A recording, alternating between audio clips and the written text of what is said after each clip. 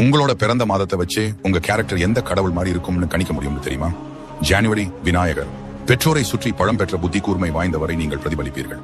பிப்ரவரி குபேரன், கஜானா முழுக்க கொழுத்த பணமும் வைர வைடூரியங்களையும் வைத்துக் கொண்டு ஏழை வேஷம் போடுவார். மார்ச் முருகர், வேகமும் கருணையும் உங்கள் ரத்தத்தில் கலந்திருக்கும். ஏப்ரல் நாரதர், கலகம் செய்து தீராத துயரங்களை உங்கள் நண்பர்களுக்கு கொடுப்பவர். மே பார்வதி தேவி, மகிழ்ச்சியையும் சந்தோஷத்தையும் பரப்புவீர். ஜூன் லட்சுமி, நீங்கள் இருக்கும் இடத்தில செல்வம் குவியும்.